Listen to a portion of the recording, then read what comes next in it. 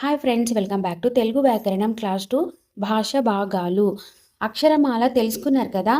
మరి ఆ అక్షరాలతో ఏర్పడే పదాలు ఎన్ని రకాలో తెలుసా? భాషకు ప్రాణం పోసే భాష భాగాలు 5. అవేంటో చూద్దాం. నామవాచకం, దీన్ని ఇంగ్లీష్లో నౌన్ అంటారు.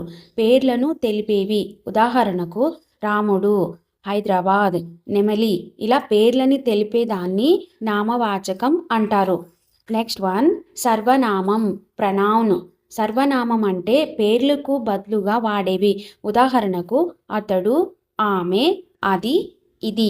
దీన్ని సర్వనామం అంటారు. పేర్లకు బదులుగా వాడేదాన్ని సర్వనామం అంటారు. విశేషణం, అడ్జెక్టివ్, గుణాన్ని తెలిపేవి. ఉదాహరణకు అందమైన, తీయని, ఎర్రని. గుణాన్ని తెలిపే దాన్ని విశేషణం అంటారు. ఓకేనా. నెక్స్ట్ వన్ చూద్దాం. క్రియ. క్రియ అంటే ఇంగ్లీష్లో అర్థం వెబ్. క్రియ.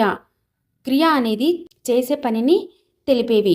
ఉదాహరణకు వెళ్తుంది, చదువుతున్నారు. చేసే పనిని తెలిపేదాన్ని క్రియ అంటారు. నెక్స్ట్ వన్, ఫిఫ్త్ వన్, అవ్యయం. అవ్యయం అంటే లింగ, వచన, విభక్తులు లేనివి. ఉదాహరణకు ఆహా, ఓహో, అక్కడ అనేదాన్ని అవ్యయం అంటారు. ఓకేనా. ఇప్పుడు ఒక ఎగ్జాంపుల్ అయితే చూద్దాము. రాముడు చురుగ్గా చదువుతున్నాడు. ఇందులో రాముడు నామవాచకం, చురుగ్గా విశేషణం, చదువుతున్నాడు అనేది క్రియ. ఇంతే, సింపుల్. ఈ 5 భాగాలు అర్థమైతే వ్యాకరణం సగం వచ్చేసినట్టే. వచ్చే క్లాస్లో మనం విభక్తులు, ప్రత్యయాలు గురించి నేర్చుకుందాం. ఈ వీడియో నచ్చితే లైక్ చేసి ఫాలో అవ్వండి. రేపటి క్లాస్లో కలుద్దాం. రేపటి క్లాస్ని అస్సలు మిస్ అవ్వకండి. Bye bye.